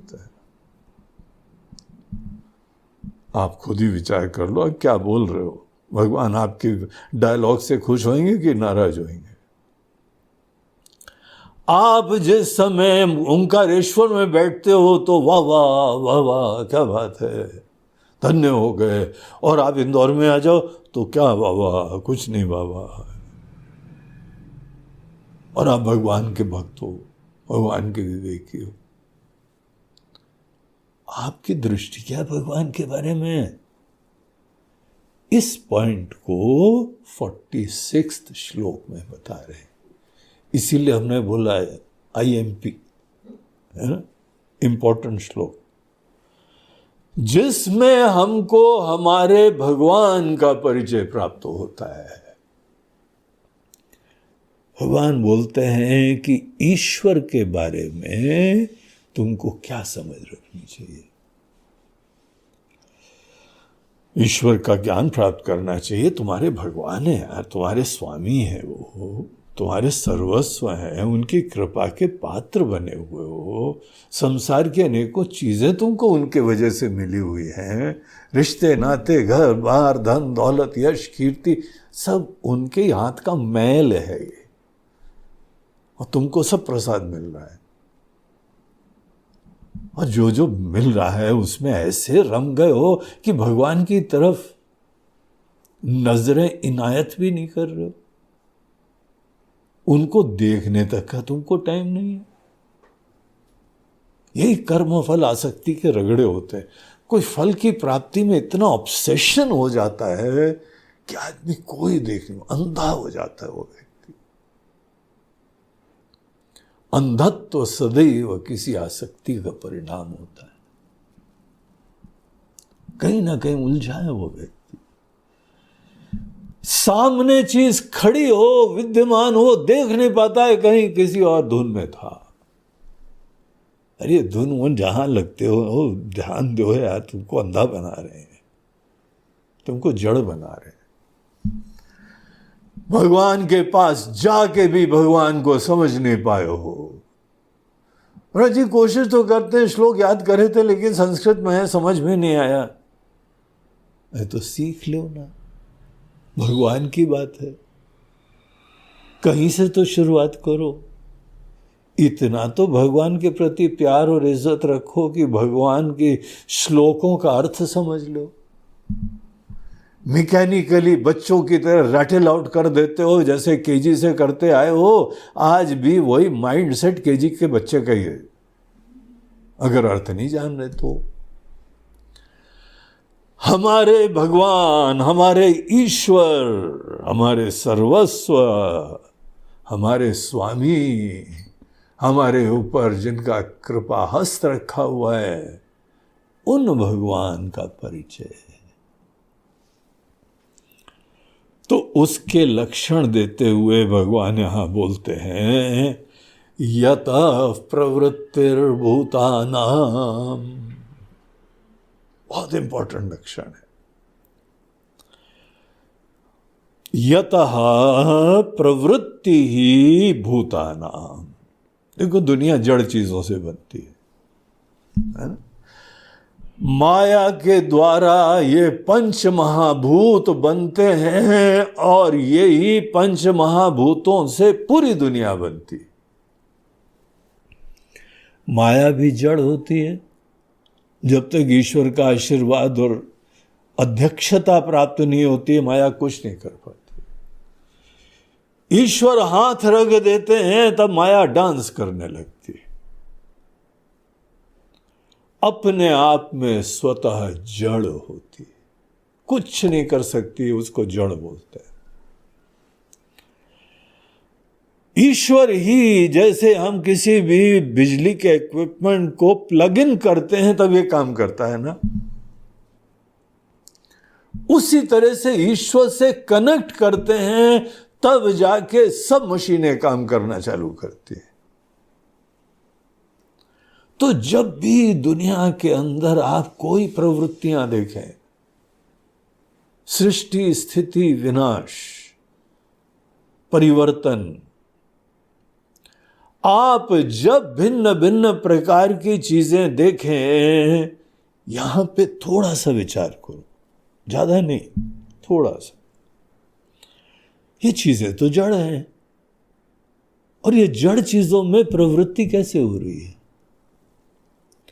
अगर कोई कार चल रही है और सब शीशे जो है ना उसमें फिल्म लगी हुई है, हमको दिखाई नहीं पड़ रहा अंदर कौन है। जड़ कार चल रही है, निश्चित रूप से वहां पर उसके पीछे संचालक के तरीके से कोई जीवित प्राणी बैठा ही होना चाहिए। चलो कार में तो आप झांक के देख लो, हवाई जहाज देखो, आकाश में प्लेन उड़ रहा है, आपको तो पायलट दिखते ही नहीं है। और आजकल तो जो है वो अनेकों प्रकार के ड्रोन्स काम करते हैं, उसे पायलटलेस प्लेन्स। आजकल के मॉडर्न वॉरफेयर में ड्रोन्स इतना प्रचलित हो गए हैं कि अमेरिका अनेकों अफगानिस्तान पाकिस्तान उधर जाके इलाकों में केवल ड्रोन से अपने शिकार मार लेता था। अनेकों आतंकवादियों को मात्र ड्रोन से खत्म कर दिया। क्या करते हैं, उसमें कैमरा लगा देते हैं और वो कैमरे का कंट्रोल नीचे बेस स्टेशन से होता है। कैमरे का डिस्प्ले नीचे एक कैंप है, वहां टेंट लगा हुआ है, वहां पे एक मॉनिटर है, और जो वो देख रहा है वो सब मॉनिटर में दिखाई पड़ रहा है। और वहां पे एक प्लस साइन आता है, वो टारगेट के ऊपर फोकस करता है। जिसको जो है वो उड़ा देना है, खत्म कर देना है, बटन नीचे से कोई व्यक्ति दबाता है और ड्रोन से जो है वो गोला निकलता है, मिसाइल निकलती है, जाके दम से उसके ऊपर। पायलट है ही नहीं, तो भी चल रहा है। इसमें कौन सी हमको रॉकेट साइंस चाहिए जानने के लिए कि कोई न कोई चेतन, इंटेलिजेंट एंटिटी, शक्तिशाली सत्ता इस जड़ चीज के पीछे विद्यमान होगी, तभी जड़ चीजें काम करती है।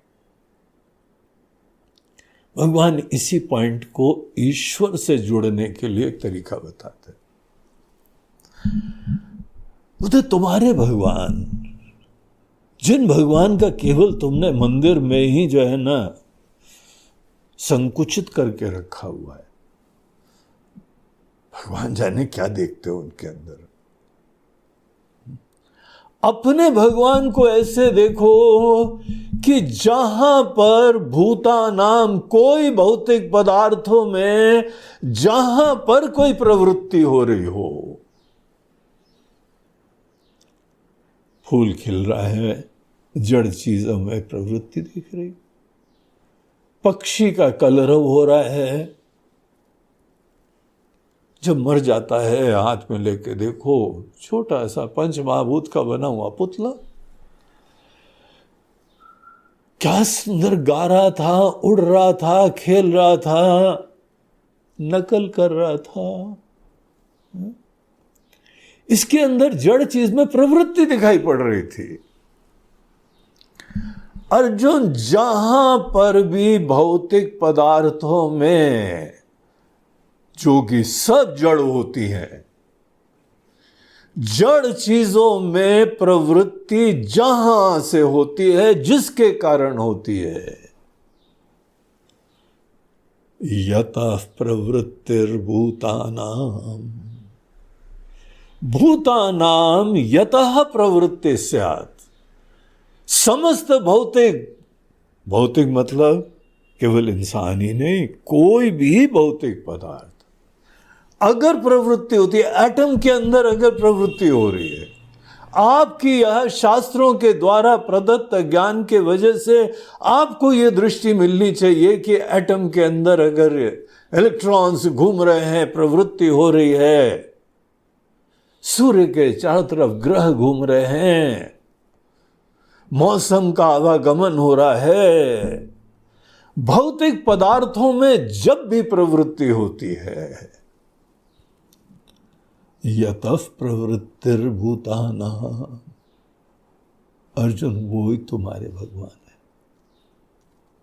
कभी सोचा तुमने अपने भगवान को इतना बड़ा व्यापक देखा तुमने? जो भगवान को संकुचित करता है वो जीवन में संकुचित होकर रहेगा।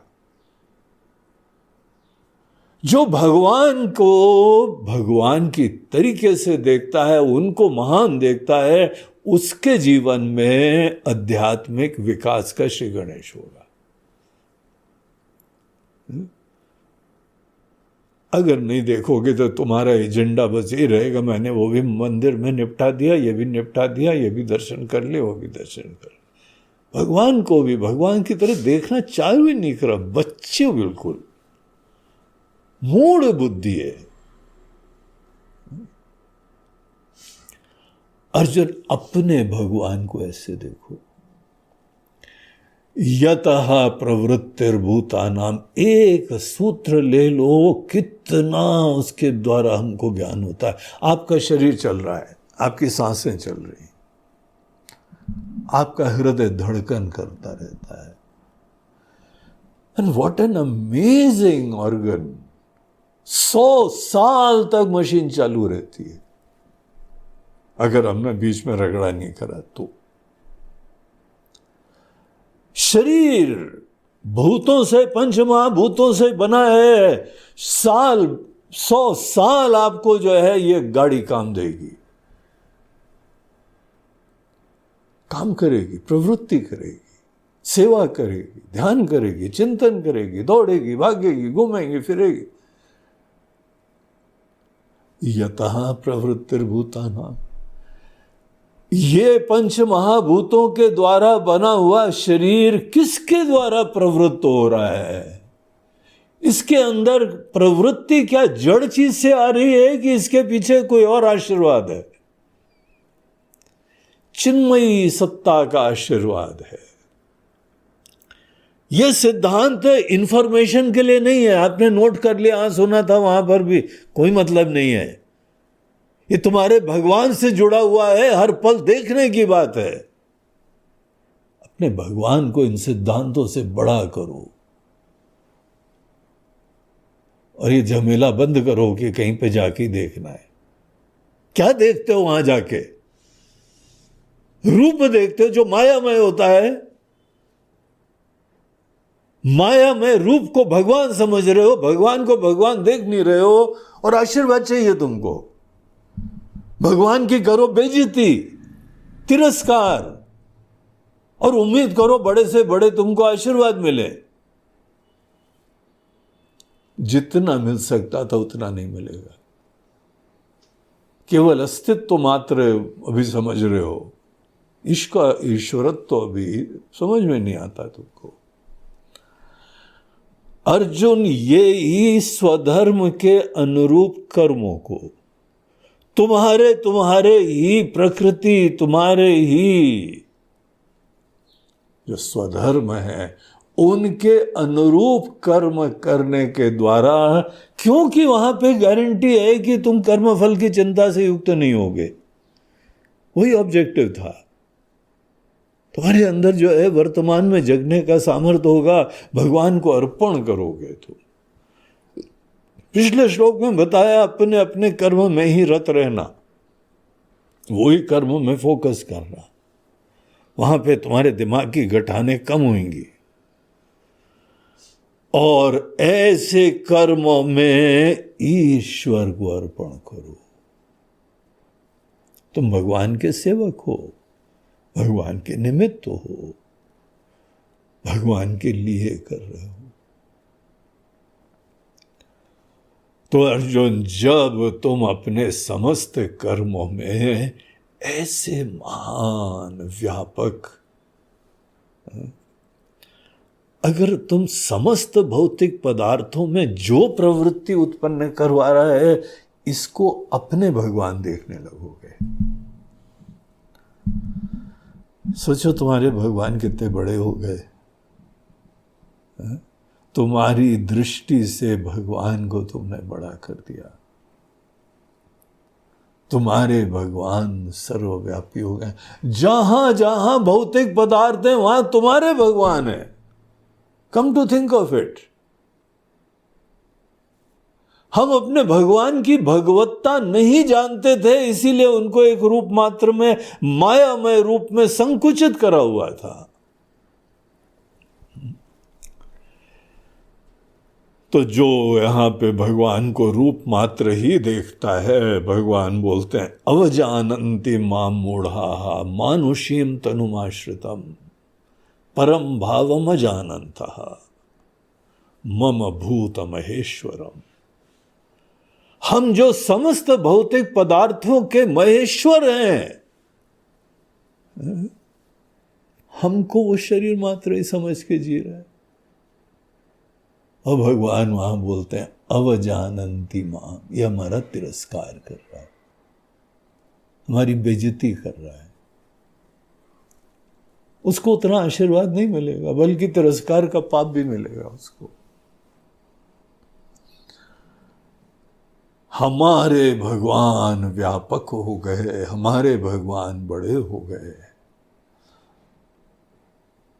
जब तुम्हारे भगवान बड़े हो गए ना, तो तुम्हारे बड़े होने की चांसेस बढ़ जाएगी। तुम्हारे भगवान ही बड़े छोटे हैं तो तुम कैसे बड़े होगे जीवन में। यतः प्रवृत्तिर्भूतानाम ये न सर्वमिदं ततम। सर्वमिदम, जो कुछ भी यहां पर है, सर्वम एक ऐसा सर्वनाम है जो पूरे ब्रह्मांड को समाविष्ट कर लेता है। सर्व समावेशी शब्द होता है सर्वम,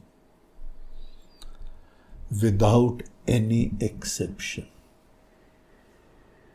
अपने पराये, इस संप्रदाय उस संप्रदाय, इस धर्म उस धर्म, your likes and your dislikes, irrespective of all that, everything, सर्वम। सर्वम इदम, जो दृष्ट है, देख रहे हो, जो पूरा ब्रह्मांड देख रहे हो, जो पूरी दुनिया देख रहे हो, जो अपने स्वजनों को देख रहे हो, जो परिजनों को देख रहे हो, इनसे ऊपर उठो, सब चीजों को देखना चालू करो। और ये सब भौतिक पदार्थ में प्रवृत्ति, उन्हीं चीजों के अंदर तुम्हारे भगवान बैठे हुए हैं, हमारे भगवान बैठे हुए हैं। इसीलिए वो भगवान ही समस्त प्रवृत्ति का आशीर्वाद दे रहे हैं। प्रवृत्ति संभव हो पा रही है। हाँ, प्रवृत्ति को चैनलाइज हम लोग अपने विवेक से करते हैं, अपने मन से करते हैं। प्रवृत्ति करने का आशीर्वाद तो हमको मनुष्य जीवन में मिल गया, लेकिन हम स्वार्थ से काम करें या निस्वार्थ होकर करें, पुण्य से करें या पाप भाव से करें, टेंशन से करें, छोटेपने से करें, ये सब हम लोगों का डिस्क्रिशन होता है। यह बोल रहे हैं तुम कर पा रहे हो प्रवृत्ति, इस बात को देखो, कैसी प्रवृत्ति करते हो, कैसा मंत्र बोलते हो, कैसा अर्पण करते हो, क्या अर्पण करते हो। ये अलग कहानी है, ये सब पहले हो चुका है, तुमको बता दिया। अपने अपने कर्म करो, अच्छी तरह से करो। लेकिन यहां बताया जा रहा है कि तुम अच्छे बुरे कुछ भी कर्म करते हो, धार्मिक या अधार्मिक कर्म करते हो, लौकिक या कोई बहुत ही जो है वह आध्यात्मिक लक्ष्यों के लिए कर्म करते हो, अर्जुन कर्म कर पा रहे हो, प्रवृत्ति कर पा रहे हो, यहां पे खुद सोचो प्रवृत्ति कैसे संभव हो पाती। यहां पे कोई ऐसा अधिष्ठाता बैठा हुआ है, ईश्वर सर्वभूतानां हृद्देशेऽर्जुन तिष्ठति भ्रामयन् सर्वभूतानि यंत्रारूढ़ानि मायया। जैसे किसी यंत्र के अंदर माया शक्ति होती है, बिजली शक्ति और कोई शक्ति, उसके वजह से ये काम करता है ना। समस्त भौतिक पदार्थों के पीछे हमारे द्वारा आदान करी हुई शक्ति और शक्ति के पीछे हम खड़े होते हैं। अर्जुन, बहुत तुमने जो है वो अर्पण कर दिए, अब थोड़ा बैठ के ये सब चिंतन करो, तुम्हारे भगवान कैसे हैं। तुम्हारी मुक्ति तब तक नहीं होगी जब तक तुम्हारे भगवान बड़े नहीं होंगे। तुम्हारी मुक्ति के लिए अपने भगवान को जरा बड़ा बनाओ, ईश्वर बनाओ। तुम्हारे भगवान मात्र एक देवता न रह जाए, तुम्हारे इष्ट देवता ईश्वर हो जाए। अर्जुन, कर्म के क्षेत्र में ही इस दृष्टि का समावेश करने से हमारी यात्रा आध्यात्मिक दृष्टिकोण से आगे चलने लगती है। एक चेतना है, एक चिन्मयी सत्ता है, सर्वज्ञ सर्वशक्तिमान है। ईश्वरीय है, उनके द्वारा ही सब संचालित हो रहा है। भगवान बताते हैं कि हमारी अध्यक्षता में ही हमारी माया शक्ति उत्पत्ति, स्थिति और नाश करा करती। कौन अध्यक्ष है? कौन ये समस्त भौतिक पदार्थों के पीछे एक अध्यक्ष विराजमान है? वो हमारे भगवान है।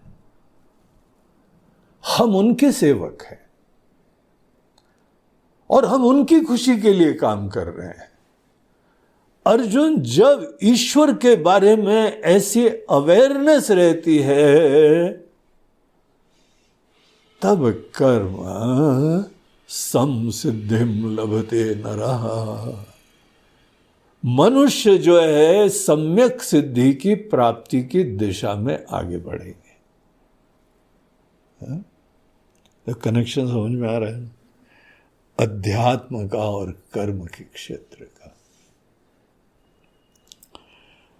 तो बहुत इंटरेस्टिंग टॉपिक है। और भगवान ये कहते हैं अगली लाइन में, स्वकर्मणा तम अभ्यर्च, अपने समस्त कर्मों के द्वारा, केवल पूजा के कर्म नहीं, बड़ा तुमको खतरा हो जाएगा। जो केवल पूजा के कर्म भगवान को अर्पण करते हैं वो बाकी समय राक्षस होने का पोटेंशियल रखते हैं। तुम एक ही कर्म बड़े प्यार से करोगे, उसके बाद मुक्त हो जाओगे। पूजा निपट गई महाराज, अब हम फ्री हो गए। अब यहां पे दुनिया के तौर तरीके के हिसाब से अहम की संतुष्टि के लिए, ईगो फुलफिलमेंट के लिए हम काम करते हैं, केवल हमारे ही महिमा के लिए खेल खेलते हैं, अवार्ड जीतने के लिए, हर चीज केवल हमारे अहम की संतुष्टि के लिए करते हैं। हम पूजा में नमस्कार करके आ जाते हैं। अगर किसी व्यक्ति का कर्म, पूजा का कर्म केवल पूजा के समय तक, यज्ञ के समय तक ही सीमित रहेगा, वो व्यक्ति बाकी समय स्वार्थी, राक्षसी, छोटी वृत्ति, सब चीजों के लिए समर्थ हो जाएगा। और जब आपके सभी कर्म, क्योंकि भगवान यहां पर है, अब वहां पर आपको मंदिर में ही भगवान दिखाई पड़ते हैं ना, इसीलिए वहां बड़े अच्छे देवता बन जाते हो आप। अब तो बड़ी खतरा हो गया, आपके भगवान यहीं पे सामने आ गए। अगर भगवान यहीं पे सामने आ गए तो वही पूजा की भावना जो मंदिर में करी, उसी का समावेश यहां करना पड़ेगा। देखो भगवान को बड़ा बनाने का क्या परिणाम हुआ। आप हर जगह पूजा की भावना से युक्त होना चाहिए। जो नहीं देख पाते हैं वो वहीं देखेंगे जाके। आप उनमें से हो जो बुद्धिमान हो गए हो, देखने लगे हो, इसीलिए आपको कोई जाने की जरूरत नहीं है, क्योंकि आप तो भी देख रहे हो।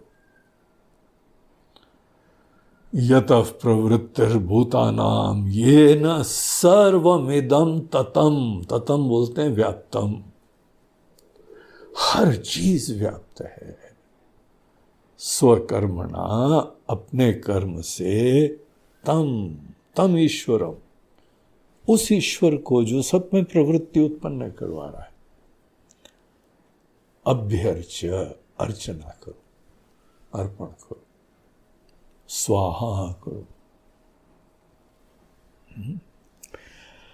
अर्जुन, इतना जो है दृष्टि का समावेश करने से सिद्धिम विंदति मानवः, मनुष्य एक बहुत विशेष सिद्धि को प्राप्त कर लेता है, अचीवमेंट कर लेता है। दुनिया में कमल का फूल बन के जीने लगता है। यह सिद्धि अभी मुक्ति नहीं हुई है, मुक्ति की दिशा में आगे जो है यात्रा हुई।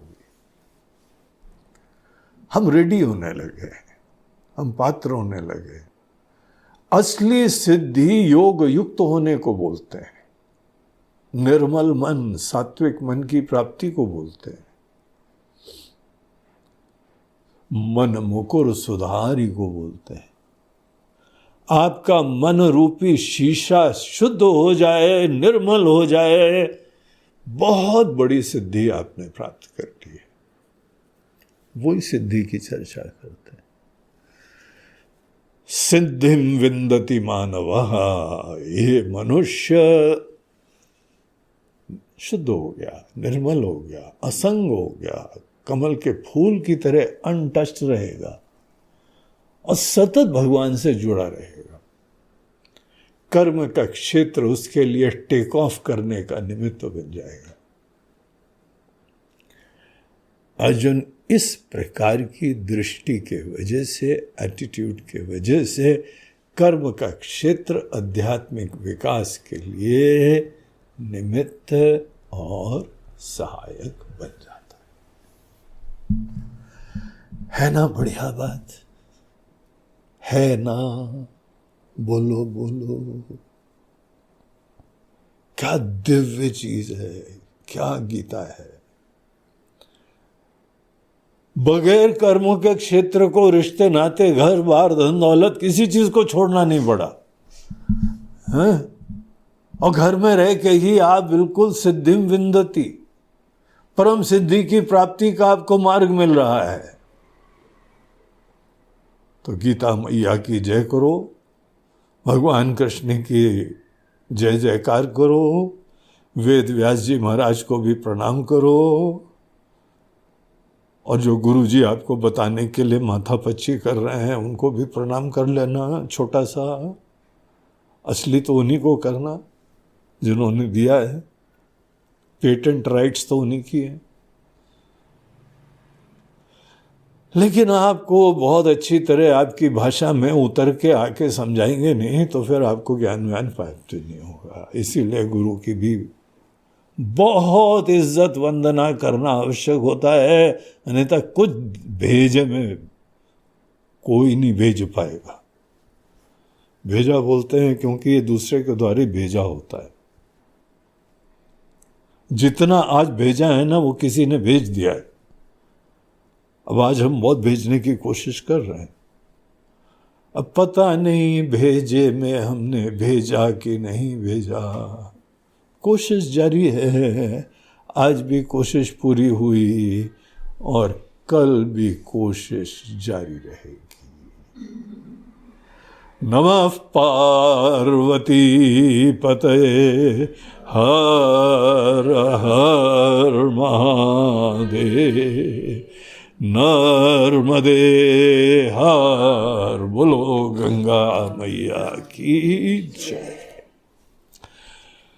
आज हम लोगों के इस ज्ञान यज्ञ में दो सज्जन यजमान की तरीके से विद्यमान है।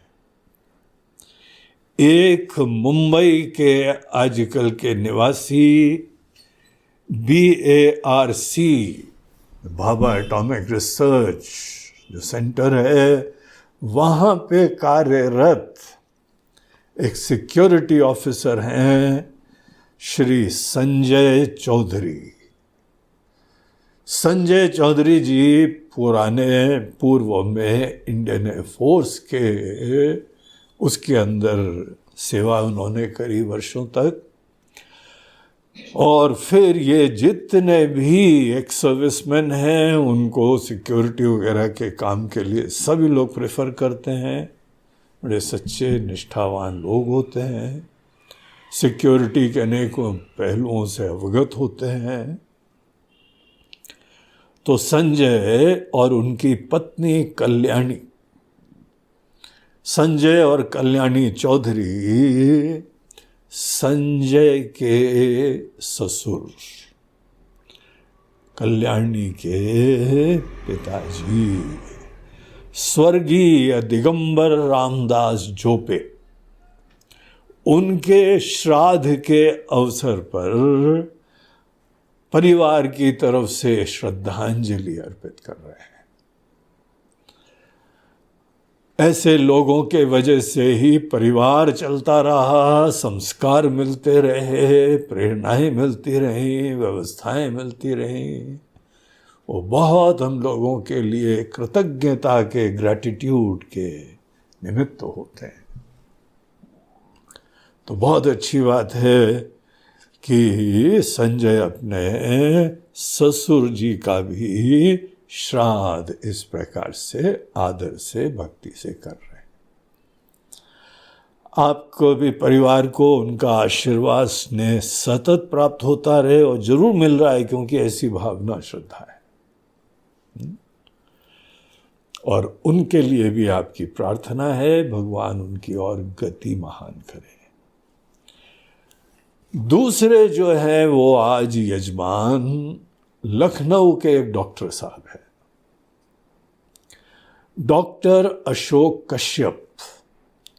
ये लखनऊ जू में वेटनरी के स्पेशलिस्ट हैं, वहाँ पे पशु चिकित्सक हैं, और बड़े अच्छे सात्विक सज्जन हैं, श्रद्धालु हैं, संतों का जो है आशीर्वाद प्राप्त करते रहते हैं, हमसे भी वर्षों से जुड़े हुए हैं।